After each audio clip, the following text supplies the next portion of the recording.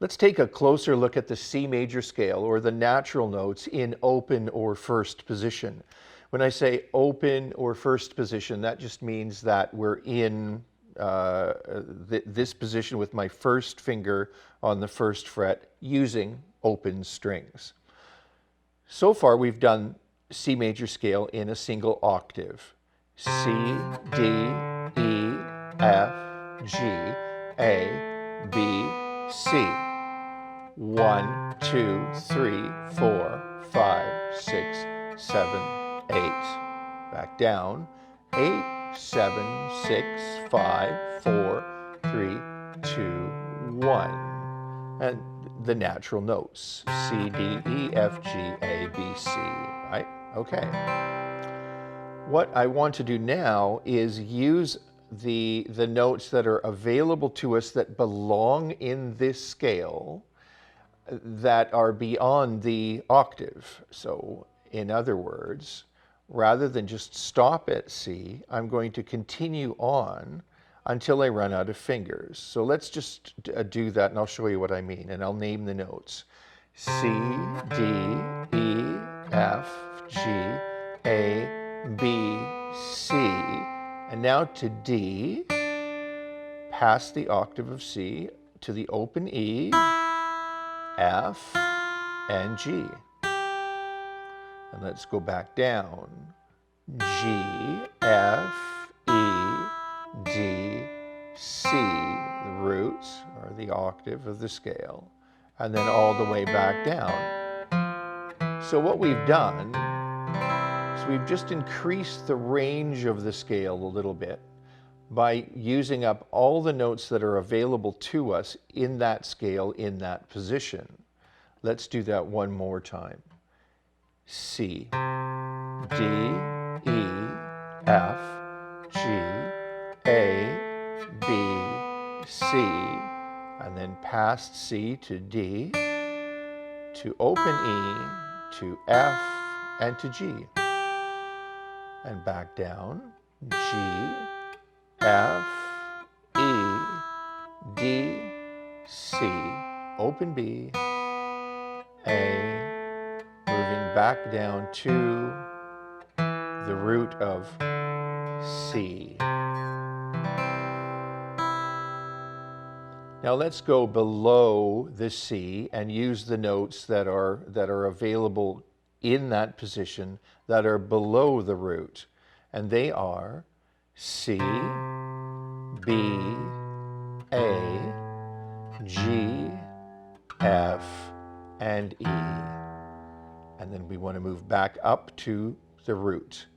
E, F, G, A, B, C.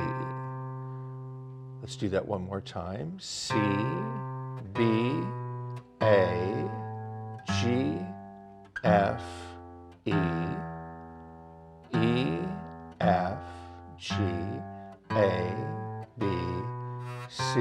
You'll notice that I'm always playing one finger for each fret, always staying in position. Baby finger doesn't get anything to do in this scale. All right. Now this is the way you should work at practicing this scale form. All the way up until you run out of notes in that position, and then all the way down until you run out of strings, and then all the way back up. Always move back up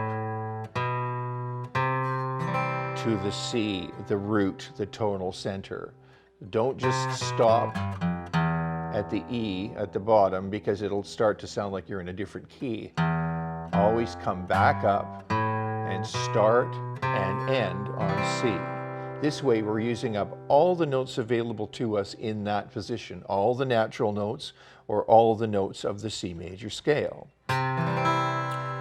Now, remember that chords come from scales, and so it becomes increasingly important to learn scales so that you can effectively begin to put together chords with a foundation of scales underneath them. The same thing follows for melodies. Melodies come from scales, and as does, you know, the way we organize music essentially is always on a template of scale sounds. It doesn't matter what style of music that you might be playing, whether it's classical music or jazz or blues or rock or folk. It all, as its basis, has scales. That said, scales are great for just generally getting your technique stronger. Technique being sort of the physical part of playing. So when you're playing a scale like this, just go for some repetition. Play exactly the same thing 5 times, 10 times, even 20 times, and you'll begin to feel a change happening in your ability to track the strings, to find where the strings are, and in the overall strength of your playing. You'll feel more confident, and scales are a great way to begin to build that confidence into a practice routine. So think of playing scales as a regular part of your practice, and remember that scales will think of them as a foundation for all the music that you play, and that'll become increasingly clear as you move forward. So once again, C major scale, using up the whole position.